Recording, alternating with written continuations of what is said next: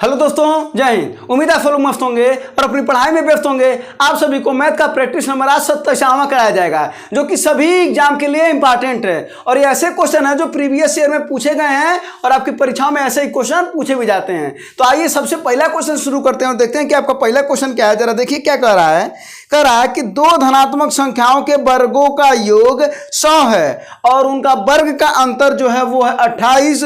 तो पूछ रहा दोनों संख्याओं का योग बताइए। लीजिए, आइए क्या कर रहा है। सबसे पहले दो संख्या मान लेते हैं कि वो संख्या x और y है। तो कह रहा है इसके वर्गों का योग, चलिए वर्गों का योग कर दीजिए। कह रहा है 100 है, समीकरण 1 कर दीजिए, क्या दिक्कत है। उसके बाद से कह रहा है इनके वर्गों का अंतर, इनके वर्गों का अंतर कितना है। कह रहा है 28 है, समीकरण 2 कर दीजिए। तो अब क्या करना हमको, x और y की वैल्यू ज्ञात कर लेंगे तो दोनों को जोड़ भी देंगे। बोलिए कोई दिक्कत है नहीं है। तो आइए चलिए क्या कर दें, ऐसे समीकरण को सीधा सीधा जोड़ दीजिए, क्योंकि देख रहे होंगे ये सब बराबर है। अगर जोड़ेंगे तो y स्क्वायर से y स्क्वायर कट जाएगा। तो इसका मतलब है कि हम क्या कर लें, पहले जोड़ने पर तो जोड़ देंगे।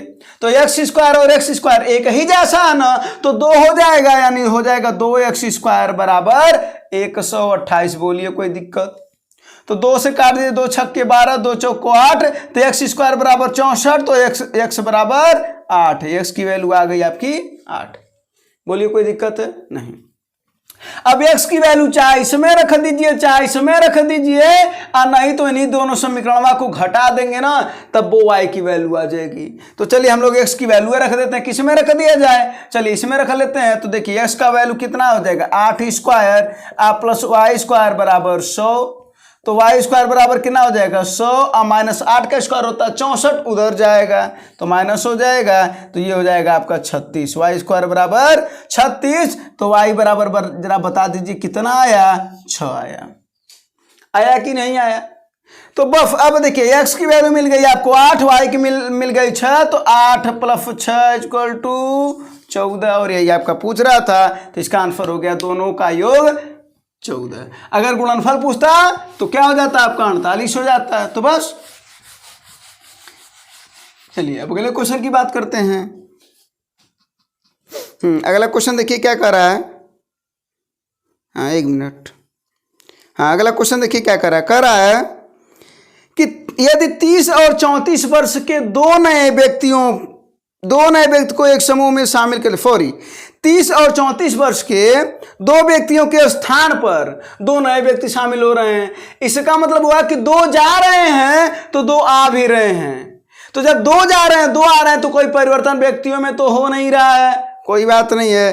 तो कह रहा है तो 8 व्यक्तियों के उस समूह की औसत आयु में 3 वर्ष की वृद्धि हो जाती है। टोटल 8 में 3 वर्ष की वृद्धि हो जाती है। एक लाइन में लगाने वाला सवाल है ये, एक लाइन में आप लगा सकते हैं। जरा देखिए कैसे लगाएंगे। तो आपको करना क्या है ये बताइए। 30 और 34 वाले तो थे ही पहले, फिर ये चले गए तो इनकी जगह यहाँ पर जो आए होंगे इनका तो रहा ही होगा, इतना औसतवा तो रहबा करेगा, नहीं इतना उमरिया तो रहबा करेगा। और इनके आने से क्या आया है, बाहर आया है, अर्थात वृद्धि आया है। तो जब वृद्धि आया है तो कितने का आया है, 3 का वृद्धि कितने लोगों में, 8 लोगों में। तो कुल वृद्धि 8 × 24 ना हो जाएगा। बस इसी को जोड़ लीजिए तो क्या हो जाएगा, ये हो जाएगा 30 + 34 + 24 और इसी को जोड़ेंगे तो कितना हो जाएगा, ये 88 हो जाएगा। अब देखिए उन लोगों की आयु का योग आया 88, आपको चाहिए औसत, तो बटा 2 कर देंगे तो आपका आ जाएगा 44। बस इतना बड़ा सा सवाल है और इतना छोटा सा सॉल्यूशन है। इसको आप चाहे होते तो दिमाग से भी कर सकते थे ना। तो बस ऐसे ही क्वेश्चन है, ठीक है। चलिए तो इसका आंसर आ गया आपका 44। अब अगला क्वेश्चन की बात करें। अगला देखते हैं। कह रहा एक दुकानदार ने अपनी माल सूची मूल्य से आधे मूल्य पर बेचा तो इस प्रकार उसे 20% की हानि होती है। यदि सूची मूल्य पर बेचा होता तो कह रहा तो क्या हुआ होता। आइए देख लेते हैं, मान लेते हैं ये सब सवाल एकदम तुरंत आप लगा सकते हैं। टुटपुजिया सवाल है ये। टुटपुजिया मतलब समझते हैं, तुरंत देख करके लगा लेना। तो मान लेते हैं कि सूची मूल्य है आपका 100 रुपया। कितना है? 100 रुपया। कह रहा है इसकी अगर आधे मूल्य पर बेचा जाता तो सूची मूल्य का आधा कर देंगे तब 50 ना हो जाएगा। तो कह रहा 50 पर जब बेचा जाता तो 20% की हानि होती, अर्थात हमको मिलता 80% ना। इसका मतलब 50 रुपया अगर ये रुपया रहता तो 50 रुपया वही तो 80% के बराबर है। बोलिए सही है कि नहीं? सही है ना। तो अब कह रहा है कि यदि हम उसे सूची मूल्य पर बेचे होते तो क्या हुआ था, अर्थात 100 रुपया पर बेचे होते तो जाहिर सी बात तो कुछ तो फायदा होबे करता। आइए देखते हैं कितना। तिरछी तिरछा गुणा कर दीजिए, ये आएगा नीचे तो 100 गुणे 80 और ये नीचे आ जाएगा 50।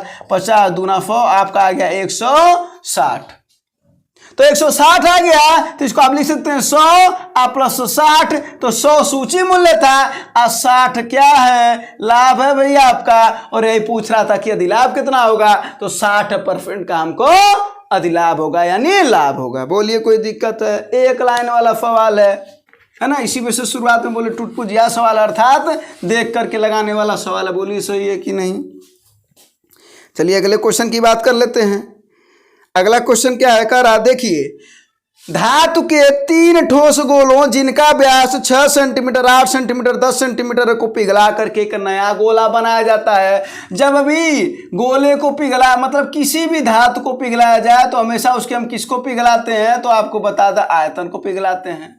और पिघलाने वाले पर 2 सवाल बनता है, एक संख्या पूछता है और एक ऐसा सवाल जो त्रिज्या पूछ सकता है या ऊंचाई पूछ सकता है, कुछ ऐसा पूछ सकता है। तो यहाँ पर किसको पिघलाया जा रहा है? गोला को। तो हम लिखेंगे और क्या करा जा रहा है? छोटे छोटे गोला को पिघला करके कर रहा है कि एक बड़ा गोला बनाया जा रहा है।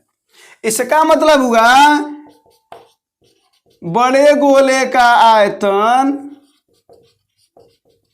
बड़े गोले का आयतन बराबर छोटे छोटे गोले का आयतन। बोलिए कोई दिक्कत है? बड़े गोले का आयतन बराबर छोटे गोले का आयतन। तो गोले का आयतन होता कितना है? तो आप कहेंगे 4/3 पाई आर क्यूब होता है। बोलिए होता है कि नहीं? तो यहां पर कर लेते हैं 4/3 पाई आर क्यूब और यहाँ पर कर लेते हैं 4/3 पाई R1 क्यूब प्लस 4/3 पाई R2 क्यूब प्लस 4/3 पाई R3 क्यूब।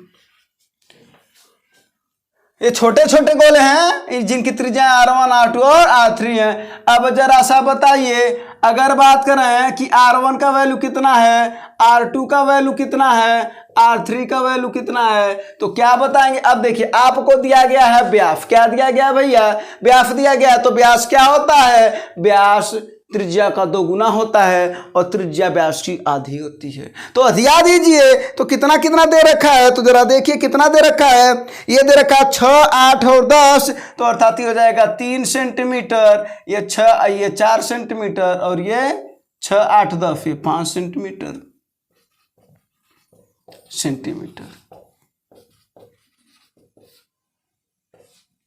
ठीक है। तो बस यहाँ पर रख दीजिए।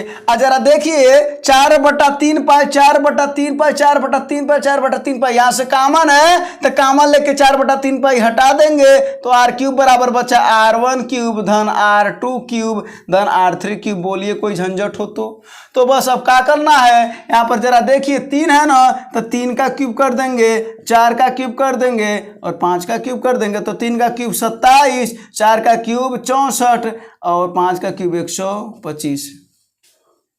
अब इन सभी को जोड़ लीजिए तो 5, 4, 9 और 7, 16 और 2, 6, 8, 2, 10, 11, 1 और 1, 2। लीजिए R क्यूब का वैल्यू आ गया 216। तो R की वैल्यू कितनी हुई जी? 6 हुई ना, क्योंकि क्यूब का मान है 216 तो 6 का क्यूब होता है 216। तो त्रिज्या जो बड़े गोले की त्रिज्या आई, वो बड़े गोले की त्रिज्या क्या आई? वो आई 6 सेंटीमीटर। लेकिन आपको पूछ रहा है व्यास, तो व्यास बराबर कितना हो जाएगा? 2 गुणे त्रिज्या। तो जब 2 गुणे त्रिज्या कर देंगे तो 2 गुणे 6 अर्थात 12 सेंटीमीटर। आपका आंसर आ गया 12 सेंटीमीटर। बोलिए कोई दिक्कत है?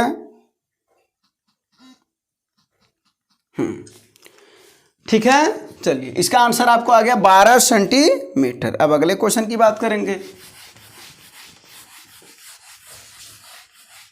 तो पिघलाने वाले में देखे हैं ना कि आयतन को पिघलाया जाता है और जिससे जो बनाया जाता है उन दोनों को बराबर कर दिया जाता है अगर त्रिज्या ऊंचाई पूछ रहा हो। ठीक है। हाँ, अगला क्वेश्चन बहुत ही अच्छा क्वेश्चन, बहुत ही अच्छा क्वेश्चन। देखिए क्या कर रहा है, 2p बटा क्या है p² माइनस 2p+1 बराबर 1/4, जहाँ पर कह रहा p does not equal to 0। तो कोई दिक्कत नहीं है, p does not equal to 0 का मतलब p की वैल्यू 0 नहीं रखना है। नहीं रखेंगे भैया, काहे रखेंगे, नहीं रखेंगे। तो कह रहा है तो p+1/p की वैल्यू ज्ञात करो। कोई बात नहीं, ज्ञात कर लेंगे, क्या दिक्कत है, क्या समस्या है ना।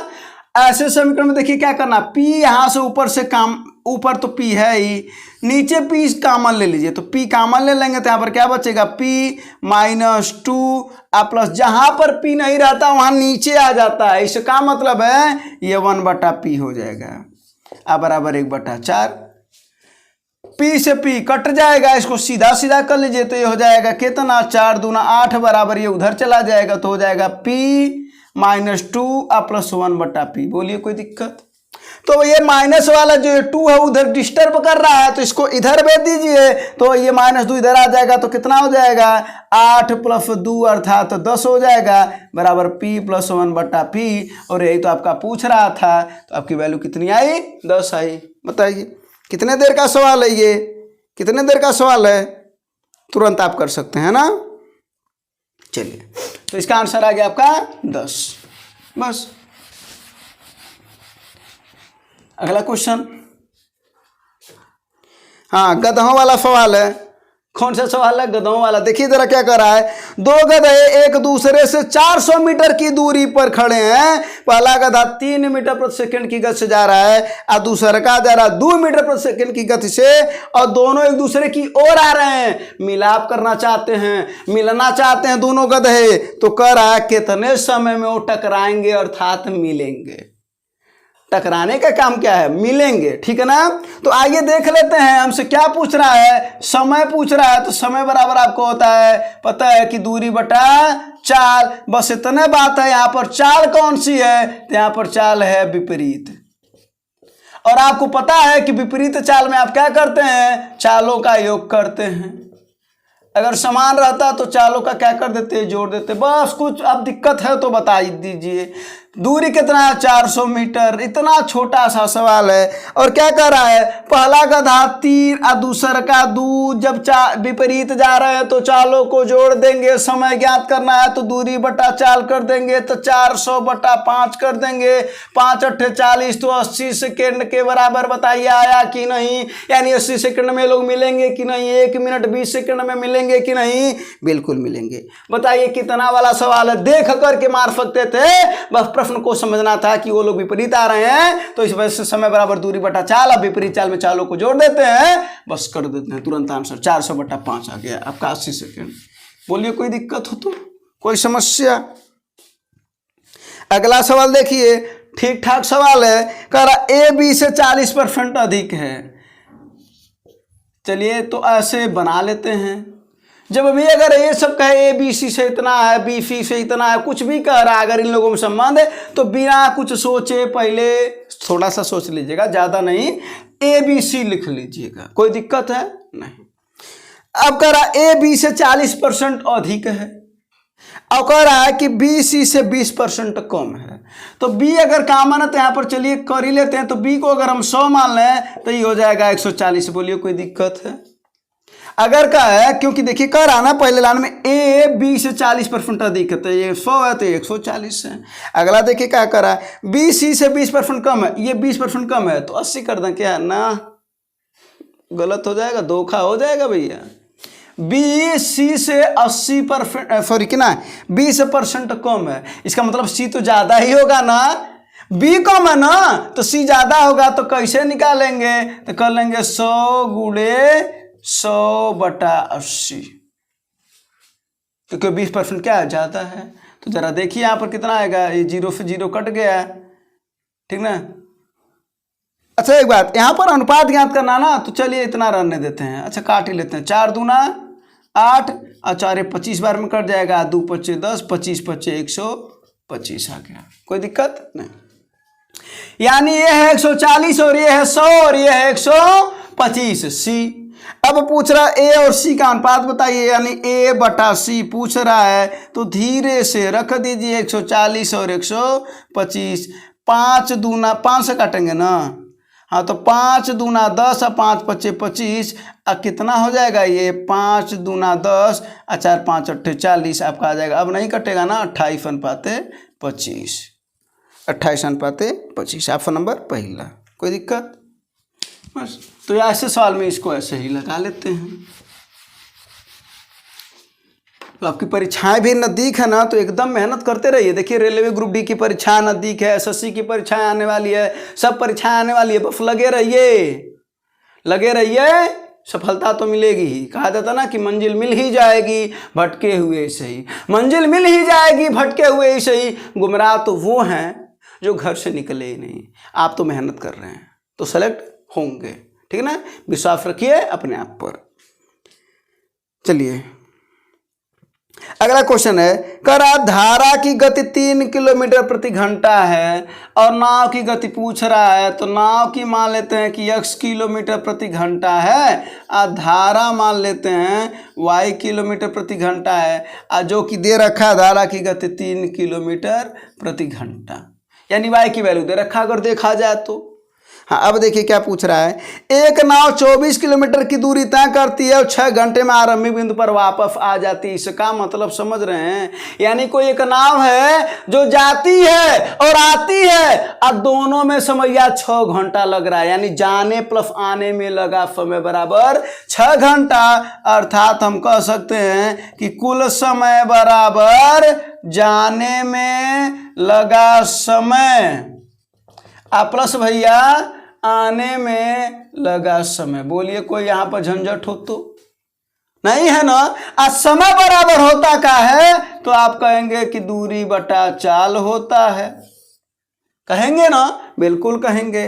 तो जरा देखिए अगर कुल समय की बात कर लिया जाए तो कुल समय मान लेते हैं, कुल समय t है, तो जाने में लगा समय मान लेते हैं कि दूरी d है, तो d बटा जाने में लगा समय तो दूरी बटा चाल। और चाल क्या होता है, जाने में दोनों को जोड़ लिया जाता है, आपको पता है, जिसे आप अनुप्रवाह चाल कहते हैं। इसका मतलब हुआ कि जब जाएंगे तो दोनों चाल को जोड़ा जाता है और जब आएंगे तो दोनों चाल को घटा लिया जाता है। अर्थात यहाँ पर माना जाता है कि धारा के विपरीत है अगर तो दोनों चाल घट जाएंगी, और धारा के साथ है अगर जाने में तो जुट जाएंगी।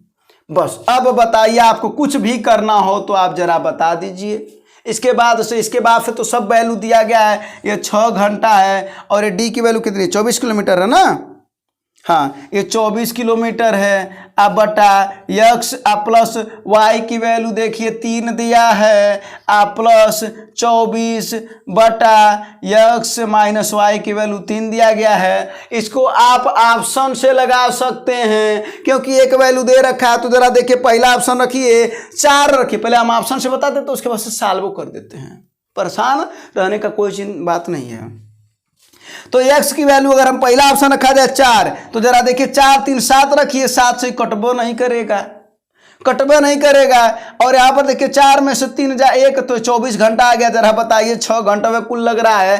कहने का हमारे मतलब है कि अगर x की वैल्यू यहाँ पर रखिए तो दोनों को जोड़ने पर 6 आना चाहिए कि नहीं आना चाहिए, आना ना चाहिए। तो अगर आ रहा है तो सही है, नहीं तो गलत है। अब दूसरा ऑप्शन रख लेते हैं 9 घंटा। तो यहाँ पर जरा देखिए 9 और 3 रखिए तो 9 3 कितना हो जाएगा 12, तो 24 बटा 12 कर देंगे। आप प्लस ये 24 बटा 9 में से 3 जा 6, तो 6 चौको 24, 12 दूना 24, 2 और 4 को जोड़े 6 आ गया, 9 सही है।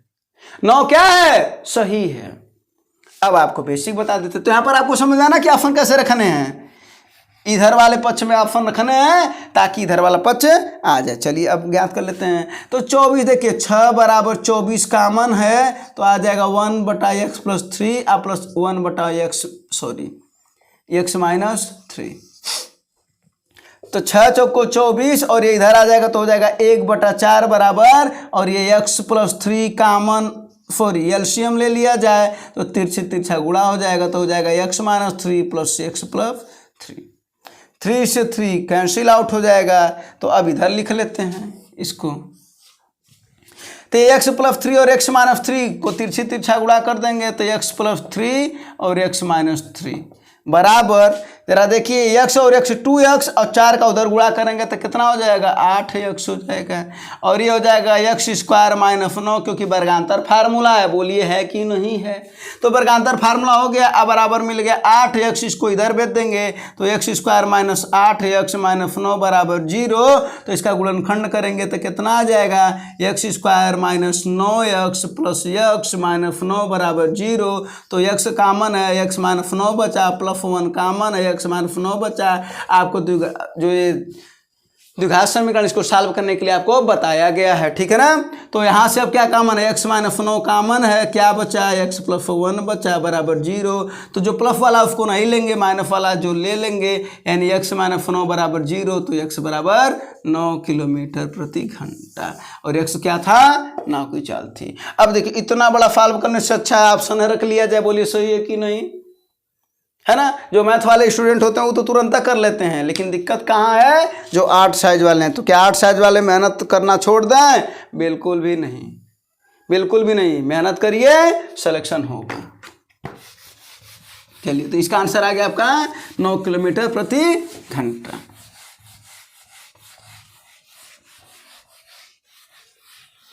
हाँ, अब अगला क्वेश्चन की बात करा जाए, ये हो गया। हाँ, अगला क्वेश्चन देखिए, बहुत अच्छा क्वेश्चन है, ठीक है ठाक क्वेश्चन है। a स्टार b का अर्थ दे रखा है 2a माइनस 3b है ना, हाँ, प्लस ab। तो पूछ रहा है 3 स्टार 5 प्लस 5 स्टार 3 का वैल्यू पूछ रहा है। अब देखिए यहाँ पर अगर इसके लिए बात करा जाए तो a की वैल्यू है 3 अब b की वैल्यू है 5, और अगर इसके लिए बात करा जाए तो a की वैल्यू है 5 अब b की वैल्यू है 3। बस अब यहीं पर रख दीजिए। तो पहले इसका रखिएगा तो देखिए क्या हो जाएगा, 2 तो पहले ही है तो 2 गुणे a में गुणा होगा अर्थात 3 में गुणा होगा तो 2 गुणे 3 माइनस 3 गुणे b तो b अर्थात 5 प्लस दोनों का गुणा अर्थात 3 गुणे 5। ये आ गया इसकी वैल्यू 3 स्टार 5 का, कोई दिक्कत नहीं। अब अगले वाले को कर दीजिए, बीच में प्लस है तो प्लस कर दीजिए, पहले एक बार वैल्यू रख दीजिए, उसके बाद फिर तो सॉल्व करना है कि नहीं। तो 5 स्टार 3 यानी क्या कर देंगे, 2 गुणे a का वैल्यू कितना है 5 है। देखिए अब माइनस है तो माइनस चिन्ह लगाएंगे, 3 है तो 3, अब b की वैल्यू कितना है 3 है। देखिए यहाँ पर प्लस है तो प्लस दोनों का गुणा अर्थात 5 और 3 का गुणा कर लेंगे तो 5 गुणे 3। अब इसे जल्दी जल्दी सॉल्व कर लीजिए, कितना हो जाएगा, 2 3 6 माइनस 5 3 15 प्लस 3 5 15 प्लस 5 दूना 10 माइनस 3 3 9 प्लस 5 3 15। ये देखिए 15 से 15 में 15 जीरो हो जाएगा ना, कट जाएगा। तो यहाँ पर बचा 6, यहाँ पर क्या बचा 10 में से 9 जा 1 और ये 15 1 16 यानी 16, तो 16 6 22, यानी आपका आंसर कितना आ गया 22। कौन सा ऑप्शन है आपका, पहला ही ऑप्शन है, कोई दिक्कत नहीं है। तो ये वाला भी वैल्यू आपको समझ में आ गया होगा। चलिए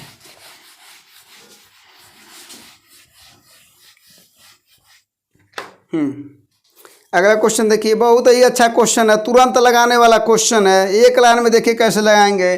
कह रहा 2 संख्याओं का अनुपात दे रखा है और उनका लौसा दे रखा है, मौसा पूछ रहा है। तो कभी भी अगर ऐसा करें तो आप जो लौसा है उसको ऊपर रखिएगा और जो अनुपात उनका गुणा कर दीजिएगा। यानी 5:6 दे रखा है, 6 5 30 30 चौको 120, यानी मौसा कितना आ गया 4। बोलिए कोई दिक्कत। क्या करना है, यानी जब मौसा ज्ञात करना है तो क्या कर लेंगे, ऊपर लौसा और नीचे उनका गुणनफल।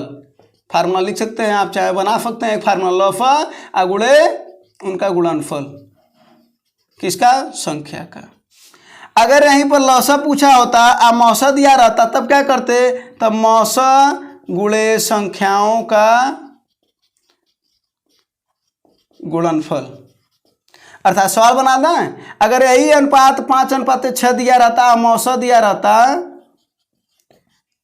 3, तो पूछता है लौसा बताओ, तो क्या कर देते, लौसा के लिए सीधा 3 गुणे 5 गुणे 6, तो 3 5 15 6 90, ये लौसा हो जाता।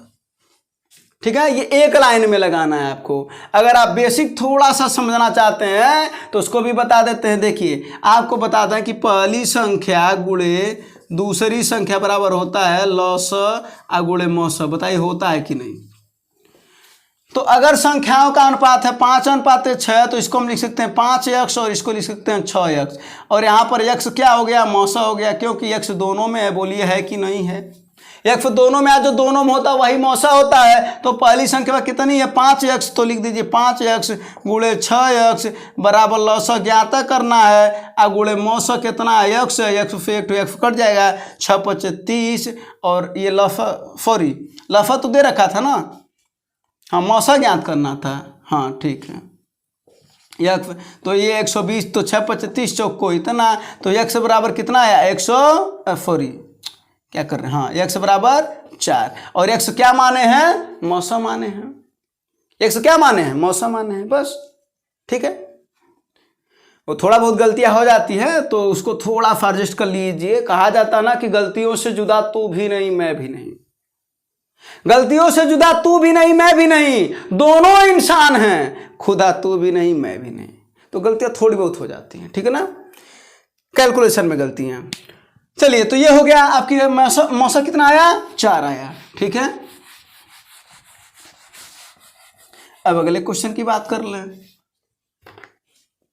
हाँ अगला क्वेश्चन क्या है भैया, हाँ अगला क्वेश्चन है, देखिए बहुत ही अच्छा क्वेश्चन है, शानदार लाजवाब मस्त क्वेश्चन है। कह रहा है tan theta into tan 2 theta बराबर 1। तो बताइए इन लोगों की वैल्यू, यानी यहाँ पर बता देते हैं sine square 2 theta plus tan square 2 theta का वैल्यू बताना। ये बताना कोई दिक्कत नहीं, बता लीजिए। देखिए कैसे, tan थीटा को आप लिख सकते हैं 1/tan 2 थीटा कर दीजिए। कैसे लिख सकते हैं, बिल्कुल लिख सकते हैं। इधर गुणा करेंगे तो उधर भाग करेगा, नहीं लिख सकते हैं, लिख सकते हैं। अब देखिए तो tan थीटा बराबर ही उसको ऊपर भेज देंगे तो tan cot का उल्टा होता है, तो आप लिख सकते हैं cot 2 थीटा होता है ना। चलिए तो tan थीटा का वैल्यू इतना आ गया, तो tan थीटा बराबर अगर हम काट को लिखना चाहें tan में तो लिख सकते हैं tan 90 - 2 थीटा, क्योंकि tan 90 - थीटा इक्वल टू होता है cot थीटा। तो इसको हम ऐसे लिख सकते हैं। अब देखिए tan से tan हट जाएगा, ये इनवर्स में जाता है, इस वजह से हटता है, ठीक ना। तो हट जाएगा तो थीटा बराबर हो गया 90 - 2 थीटा, और ये 2 थीटा इधर आ जाएगा तो क्या इतना हो जाएगा थीटा प्लस 2 थीटा बराबर 90। तो 3 थीटा बराबर 90 डिग्री, तो थीटा बराबर कितना आ गया भैया 30 डिग्री। अब यही वैल्यू यहाँ रख दीजिए, तो यहाँ पर कितना हो जाएगा, तो साइन स्क्वायर 2 थीटा अर्थात 30 दूना 60 डिग्री, आप प्लस ये कितना आ जाएगा tan स्क्वायर 2 थीटा अर्थात 60 डिग्री। तो इसका वैल्यू कितना होता है, करनी में 3/2 का होल स्क्वायर, आप प्लस करनी में 3 का होल स्क्वायर। tan 60 का मान होता है करनी में 3 और sin 60 का मान होता है करनी में 3/2। त्रिकोणमिति का पूरा पढ़ा चुके हैं, आपको पूरी थियरी पूरा कॉन्सेप्ट बताया गया है 1 घंटे 20 मिनट में, आप पूरा चाहे तो देख सकते हैं, ठीक है ना। तो ये देखिए ये हो जाएगा करनी में 3 का वर्ग हो जाएगा 3/2 का वर्ग हो जाएगा 4, आप प्लस ये करनी में 3 का वर्ग हो जाएगा 3। तो ये हो जाएगा 4 3 12 3 15/4, या इसी को लिखते हैं आप 3 से 3/4। यही आपका आंसर हो गया, यानी इसकी वैल्यू कितनी मिल गई आपको 3 से 3/4। ऑप्शन नंबर कौन सा, तीसरा, ठीक है।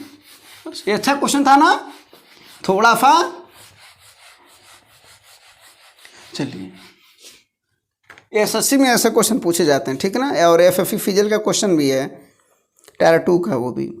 हाँ कह रहा है x% प्रतिवर्ष की दर से 4000 का 3 वर्ष का साधारण ब्याज, और क्या बात कर रहा है 12% प्रतिवर्ष की दर से 5000 का 2 वर्ष की साधारण ब्याज, दोनों बराबर हैं। तो साधारण ब्याज बराबर होता क्या है, साधारण ब्याज बराबर होता है मूलधन गुणे दर गुणे समय और बट्टा 100, और इकरा दोनों बराबर हैं तो कोई दिक्कत नहीं है, बराबर कर दीजिए। तो देखिए मूलधन पहले वाले में है 4000, गुणे दर कितना है x%, गुणे समय कितना है 3, बटा 100 कर देंगे, और यही ब्याज हुआ। ये टोटल क्या है, ब्याज है, और यही ब्याज अगले वाले के बराबर है। तो अगला वाला कितना है 5000 रुपया, और रेट कितना है इसका 12%, समय कितना है इसका 2 वर्ष अब बटा 100 तो हब्बे करे, 100 से 100 कट जाएगा, 3 जीरो से 3 जीरो हटा दीजिए और 4 तिहाई 12 तो 5 दूना कितना आ गया भैया 10, यानी 10%। बोलिए कोई दिक्कत? क्योंकि साधारण ब्याज कह रहा था बराबर है तो साधारण ब्याज हमने बराबर कर दिया है ना। चलिए इसका आंसर मिल गया आपको कितना 10%। अगला क्वेश्चन कह रहा किसी धनराशि पर 2 वर्ष के लिए 15% की दर पर चक्रवृद्धि ब्याज 3225 रुपया मिलता है तो मूल राशि बताइए। 3225 रुपया ब्याज मिला है और आपको पता है कि अगर बात करें हम चक्रवृद्धि ब्याज का तो CI बराबर होता है P1 + R/100⁻n-1। बोलिए होता है कि नहीं?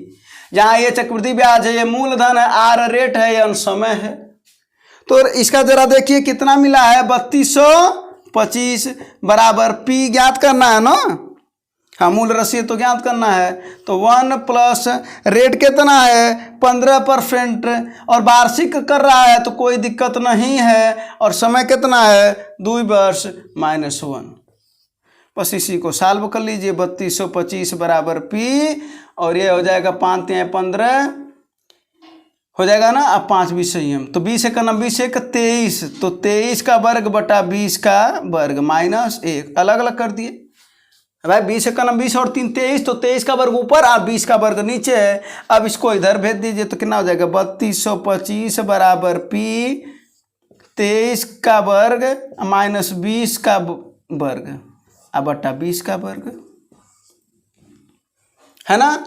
तो अब इसको थोड़ा सा बस सॉल्व करना और कुछ नहीं करना है। 3225 गुणे 20 का वर्ग इधर भेज देते हैं तो 20 गुणे 20 कर देते हैं अब बराबर P गुणे ये P है ना इधर। अब देखिए ये वर्गांतर फार्मूला है, अगर वर्गांतर फार्मूला में इसको लगाया जाए तो देखिए होता क्या है, अगर a² - b² बराबर होता है a + b एक कोष्टक में और एक कोष्टक में a - b होता है। तो उसी तरीके से अगर इसको हम लोग सॉल्व कर लिया जाए तो एक जगह पर 23 + 20 कर देंगे और एक जगह पर 23 - 20 कर देंगे। कर सकते हैं कि नहीं? 23 + 20 और 23 - 20 अर्थात 23 + 20 कितना आ जाएगा 43 और 23 में से 20 जा 3 आ जाएगा।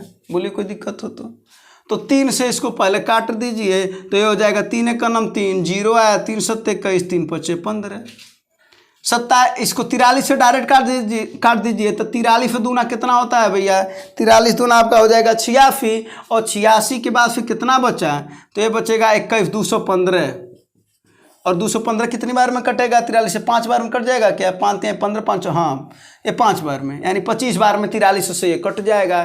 तो बस अब क्या करना आपको क्या आ गया यानी 25 गुणे 20 गुणे 20 बराबर P तो 20 कितना हो जाएगा 25 दूना 50 और 50 दूना 100 और 2 जीरो ये बराबर P अर्थात 10,000 रुपया आपका मूलधन है। ठीक है बस तो ये आपका आंसर रहेगा 10,000। कोई दिक्कत नहीं, इसको बस सॉल्व करना था। और आपको बताते हैं कितनी बार कि जो सवाल होता है जो सवाल होता है उसको क्या करना होता है 2 पार्ट में बटा रहता है। एक पार्ट होता है उसका कैलकुलेशन और दूसरा पार्ट होता है कॉन्सेप्ट समझ गए। अगर कैलकुलेशन आ रहा है तो सवाल लगाने में कोई दिक्कत नहीं है। अगला सवाल अच्छा सवाल है a/b बराबर 2/3 अब b/c बराबर 4/5। अब देखिए भैया ऐसे वाले में भाई इतने देखते हैं ना कि b कौन कॉमन है कौन दोनों जगह है तो कौन दोनों जगह है b है। यहाँ 3 है वहाँ 4 है तो यहाँ पर 3 दे दीजिए तो ऊपर देना पड़ेगा तो नीचे भी देना पड़ेगा और यहाँ पर 4 दे दीजिए तो ऊपर देना पड़ेगा तो नीचे भी देना पड़ेगा। बोलिए कोई दिक्कत नहीं। तो a/b बराबर कितना आ गया 4 दूना 8 और 8/4 तिहाई 12 और यहाँ पर b/c कितना आ गया 4 तिहाई 12 और 5 तिहाई 15। अब देखिए काहे ऐसा किए हैं क्योंकि b और b देखिए बराबर हो गया है तो बस आप डायरेक्ट आप अनुपात ज्ञात कर सकते हैं तीनों का कितना 8:12:15 8 12 और 15। लेकिन अब देख लेते हैं पूछ क्या रहा है। पूछ रहा है a + b अनुपात b + c। तो यहाँ पर देखिए a अनुपात a + b अनुपात b + c पूछ रहा है। ऐसे कंडीशन में आप डायरेक्ट उसका मान रख दिया करिए जो एक ही जगह पर यानी a का वैल्यू 8 रख दीजिए 8 प्लस b की वैल्यू सीधा रख दीजिए 12 और अनुपात ज्ञात करना ना प्लस कर रहे हैं हाँ प्लस। अब b की वैल्यू कितना है 12 और सी की वैल्यू कितनी है 15, बस 12 8 20 अब 15 12 27, यही आपका आंसर हो जाएगा 20:27, ऑप्शन नंबर चौथा। कोई दिक्कत वाली बात नहीं। तो ऐसे सवाल में आपने किया क्या, आपने इस सवाल में एक देखा कि बी दोनों जगह कॉमन है, उसको आपने बराबर किया, उसके बाद फिर डायरेक्ट वही अनुपात आ जाता है, फिर जो पूछे डायरेक्ट आप ज्ञात कर सकते हैं। कोई दिक्कत वाली बात नहीं है? नहीं। हाँ, अगला क्वेश्चन की बात करें। अगला क्वेश्चन देखिए, एकदम अच्छा क्वेश्चन है, दो तरीके से बताएंगे। पहला तरीका एकदम बेस, तुरंत 1 मिनट के अंदर आप, 1 मिनट कहाँ लगेगा भैया, देखिए कितना लगता है। एक दुकानदार क्रय मूल्य से 40% अधिक अंकित करता है, अधिक पर अपने माल को मूल्य अंकित करता है, यानी 40% अधिक अंकित करता है, और अंकित मूल्य पर 25% की छूट देता है। लीजिए, कोई दिक्कत नहीं है। 40% अधिक अंकित करता है, इसका मतलब 40% क्या है, प्लस है। अगर बात करें क्या कर रहा है, छूट दे रहा है, यानी 25% क्या है, माइनस है। तो कोई दिक्कत नहीं, आपको फार्मूला हम बता देते हैं। प्रभावी परसेंटेज क्या होता है, a + b + ab/100।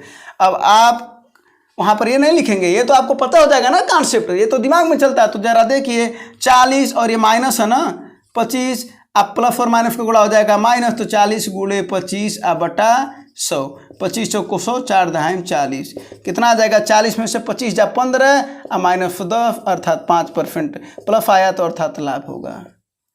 बोलिए कोई दिक्कत हो तो, यानी इसका आंसर आ गया आपको 5% लाभ।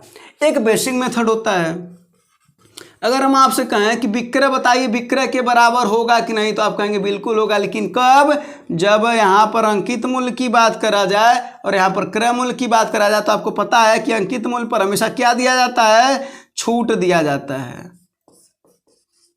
और यही विक्रय के बराबर होता है। यानी अंकित मूल्य पर अगर आप छूट दे दीजिए तो उसी को कहते हैं विक्रय मूल्य। उसी तरीके से अगर क्रय मूल्य पर अगर आप लाभ दे दीजिए या हानि कर दीजिए तो वो हो जाएगा विक्रय मूल्य, और यही दोनों बराबर होते हैं। यही इसका कॉन्सेप्ट होता है, बेसिक कॉन्सेप्ट, बहुत अच्छा कॉन्सेप्ट होता है। यहाँ पर तो केवल परसेंटेज को बढ़ा घटा दिया ना, हो सकता है क्रय मूल्य का मान दे दे, अंकित मूल्य का मान दे दे, छूट का मान दे दे तो लाभ पूछ देगा, या लाभ का मान दे दे छूट पूछ लेगा। तो कॉन्सेप्ट बहुत अच्छा है, दिमाग में रखे रहिएगा। तो अब क्या करना है, अब केवल वैल्यू रखना है। अब क्या करना है, केवल वैल्यू रखना है, तो रख दीजिए। तो क्रय मूल्य वह कह रहा है कि 100 हो, क्योंकि अंकित मूल्य उससे अधिक है 40%, तो ये हो जाएगा 140, और ये छूट दे रहा 25%, तो 25% छुटवा निकालेंगे तो 75 न बचेगा, तो 75/100 गुणे 100 मान लेते हैं लाभ या हानि 100 है, अरे सॉरी x है, बस। अब इसी को 100 से 100 काट दीजिए, 25 को 100, 25 तिहाई 75, 4 से इसको काटेंगे तो कितनी बार में कटेगा, 4 तिहाई 12, 2 बचा 4 × 25, 35 बार में। तो 35 तिहाई आपका आ गया 105 बराबर 100 प्लस x, 100 इधर जाएगा तो कितना हो जाएगा, 5% आपका आया नहीं x, अर्थात 5% प्लस है, तो आपका लाभ हो रहा है, लाभ हो रहा है ना। तो बस, और यहाँ पर एक ऐसा भी सवाल दे सकता है कि क्रय मूल्य का मान दे दे, अंकित मूल्य का मान दे दे, मान लेते हैं ये 2000 दे दे और ये कह दे 3000, और तब लाभ या हानि, लाभ दे दे 20%, तो पूछे छूट कितना होगा, रख करके आप आंसर कर सकते हैं। ठीक है, चलिए अब देखते हैं कोई और सवाल है कि नहीं है।